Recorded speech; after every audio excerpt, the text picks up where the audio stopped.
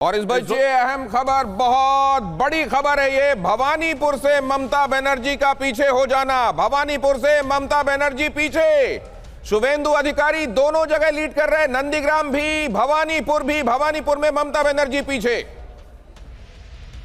भवानीपुर से ममता बनर्जी 1500 दूसरे राउंड में 1500 वोटों से पीछे हो गई हैं और यहां पर करीब 20 राउंड होंगे। ये दूसरे राउंड है। पहले राउंड में 2000 वोट से आगे चल रही थी, दूसरे राउंड में 1500 वोटों से पीछे हो गई हैं और 20 राउंड होगा। भवानीपुर में ममता बनर्जी पीछे चल रही हैं और नीचे 121 और 146, सिर्फ 2 क्लोज। लेकिन अभी जो शुभेंदु अधिकारी कह रहे थे बांग्ला में, क्या कहा गौतम दा उन्होंने, और क्या ये अच्छा आप लेकिन ये समझ में आ रहा था कि ये पूरी तरह से एक्सपेक्टेड था, शुभेंदु अधिकारी कह रहे हैं। खैर अब वजह भी उनके पास ये कहने के लिए, लेकिन आपको ये लग रहा है कि कुछ बड़ा एंटी क्लाइमेक्स है या आपके हिसाब से भी इसी तरफ जा रही थी गाड़ी? तो मुझे अभी तक जो ट्रेंड दिखाई दे रहा है, मुझे लगता नहीं है कि ज्यादा परिवर्तन होगा, क्योंकि ममता बनर्जी के खिलाफ स्विंग, लेकिन बंगाल में परिवर्तन हो गया। जो सीट उसका सेफ सीट माना जाता था, वो सीट में भी लड़ाई कांटे की हो रहा है, कुछ जगह पे पीछे भी है। इसका मतलब है कि सेफ सीट जिसको कहा जाता था, वो सेफ सीट भी उसके खिलाफ जा रहा है। तो बीजेपी के लिए एक अच्छा, आप इसके पीछे का फैक्टर क्या देखते हैं? एंटी इनकम्बेंसी देखते हैं, क्या देखते हैं? एंटी इनकम्बेंसी है, साथ साथ बीजेपी ने जो सक्सेसफुली जो ध्रुवीकरण का राजनीति किया, तुष्टीकरण के खिलाफ, उसमें कुछ नहीं, लेकिन दादा यहां पर एक बहुत बड़ा फैक्टर है। ममता ने महिलाओं को 1500 रुपए या कितने रुपए दिए? जो मौलवी हैं, जो पुजारी हैं, उनको 2-2 हजार रुपए दिए जा रहे थे। ठीक। जो फ्रीबीज की राजनीति यहां काम नहीं कर पाई, इसका मतलब? नहीं, फ्रीबीज किया है काम, इसीलिए उनको 121 आ रहा है। लेकिन जो हिंदू महिला है, जो पहले ममता को वोट देते थे, इस बार ध्रुवीकरण के कारण शिफ्ट हुआ है। आपका चैनल में पहले दिन ही फास्ट पेज में देखा, मुर्शिदाबाद में हिंदू महिला बोल रहे हैं कि मुसलमान काट गया, ठीक हुआ, वो बाहर का लोग है।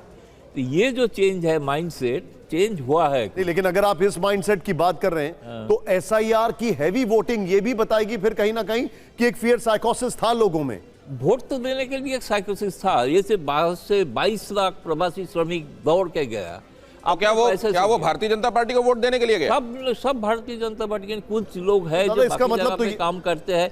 उसमें देखिए, मैं बोल रहा हूं जो 121 जो है ममता का, और भी थोड़ा 1-2-4 और भी बढ़ सकता है। अगर ये नंबर्स हैं तो फिर इसका मतलब मातुआ जो वोट है वो भी बीजेपी को मिला है पूरा, इसका मतलब? मातुआ वोट तो है ही नहीं ज्यादा, जितना भी है साले बीजेपी। अभी उस एरिया का आपने दिखाया नहीं, बनगा एरिया, कृष्णनगर, नदिया में क्या हुआ वो देखना पड़ेगा ना। नहीं तो ये अगर मतलब ये जो कहा जा रहा था मथुआ के संदर्भ में कि वो उनको नागरिकता को धीमे मिलने से वो नाराज होकर भारतीय जनता पार्टी से कुछ दूर हुए हैं, ऐसा हुआ नहीं है ग्राउंड में। उनको लग रहा आज नहीं तो कल मिलेगी। होगा कि ये कि वहां पे जाके प्रधानमंत्री जी ने आश्वासन दिया चुनाव के बाद आपको नागरिकता मिलेंगे, शायद एक भरोसा किया होगा। ऐसा लग रहा है कि भारतीय जनता पार्टी ने फुटबॉल से, झालमुड़ी से, नाव में बैठकर गंगा से, हुगली से जो जुड़ाव दिखाया, और साथ में मार्च से भी, उसका फायदा ये नंबर्स में भी दिखाई दे रहा है। वो बाहरी और अंदर वाला जो पहले खेला हो रहा था, उस खेला के चक्रव्यूह को तोड़ने में भारतीय जनता पार्टी कामयाब हुई। कम से कम रुझान ये दिखाई दे रहे हैं। यहां 293 में से 286 सीटों के रुझान आप देख रहे हैं, और इनमें 121 है तृणमूल कांग्रेस और भारतीय जनता पार्टी। 152, अब तो हाफवे मार्क से आगे, बहुमत से आगे, पहली बार 152 रुझान। 152 बीजेपी अभी तक के रुझानों में पहली बार सरकार बन गई।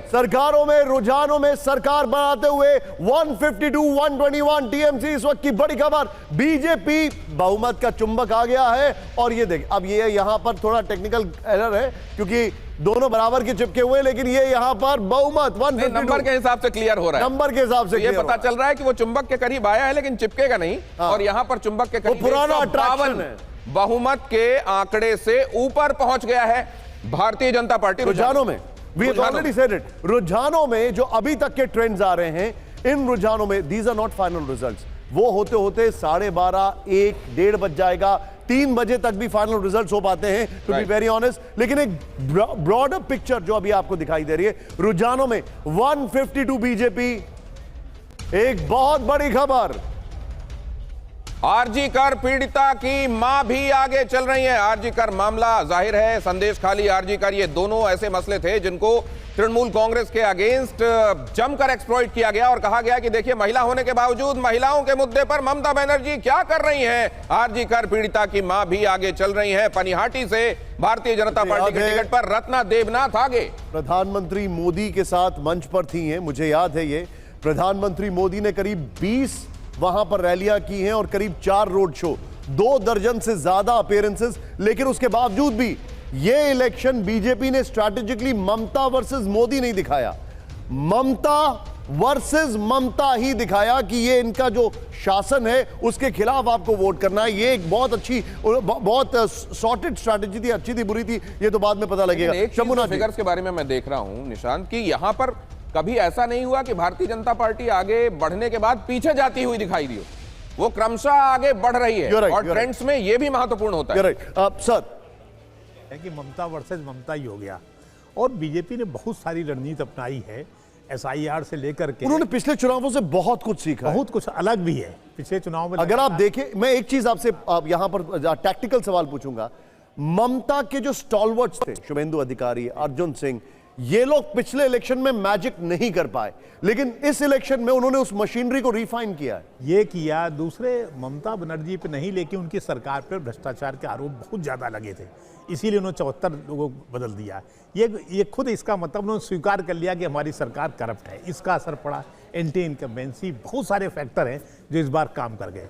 दूसरे, बीजेपी लगातार आक्रामक रही। ऐसा इस बार पिछली बारों की तुलना में, पिछली बार तो सिर्फ प्रधानमंत्री गए, जय श्री राम का नारा लगाए चले आए। काउंटर में उन्होंने दुर्गा सप्तशती का पाठ कर दिया ममता ने। पर इस बार जय श्री राम की बजाय वो आक्रामक शैली में रहे। और आक्रामक शैली के अलावा पिछली बार के मुकाबले कुछ चीजें एकदम अलग दिखी। जनजीवन में जैसे वो दीदी ओ दीदी मंच से जो पिछली बार हो रहा था, इस बार बिल्कुल नहीं हुआ। और जनजीवन में घुसे, मछली भात खाना, ये सब चीजें करना, ये बता रहा है। क्यों बता रहे हैं? क्योंकि गृह मंत्री जी काफी ज्यादा समय तक उन्होंने टाइम स्पेंड किया जी, हर लेवल पर हर चीज को, हर लूप होल को लॉक करने की कोशिश की। मतलब स्टेक्स बहुत हाई थे इस बार और बड़ी लंबी लड़ाई लड़ी। देखिए, इसको सिर्फ ये नहीं सोचा जा सकता कि बीजेपी ने चुनाव के दौरान ही वहां पे गई है, इसके पहले भी जाती रही। 2 साल से लगातार वहां प्रचार चल रहा था, जमीनी लेवल पे चीजें समझी जा रही थी। अगर ये सब चीजें देखा जाए तो लगता है कि और अब तो ये नंबर और आगे बढ़ गया सर, 156 पहुंच गया और रणनीति उसकी सफल रही। 152 से अभी 156 पहुंच गया। लेकिन मैं एक टैक्टिकल सवाल यहां पर, मेरा ये सवाल प्योरली टैक्टिकल है। दादा, आपसे जानना चाहूंगा, 100 के ऊपर, अभी मैं एक हाइपोथेटिकल सवाल पूछा हूं, 100 के ऊपर टीएमसी, क्या वो हमेशा चेक एंड बैलेंस रखेगी बीजेपी पर? 100 के ऊपर सबसे पहले ममता का चैलेंज होगा अपना पार्टी को एकजुट रखना। अगर वो एकजुट रख पाएंगे तो बड़ा चैलेंज, क्योंकि स्ट्रांग अपोजिशन। बहुत बड़ी बात हो गया। लेकिन इसके बाद क्या होगा, आप देखा आम आदमी पार्टी का दिल्ली में क्या हाल है। एक पार्टी हारने के बाद, देखिए टीएमसी ऐसे बड़ा आइडियोलॉजिकल बेस्ड पार्टी नहीं है, वो सीपीएम के खिलाफ लड़ने के लिए पैदा हुआ था, उसी से ही जीता।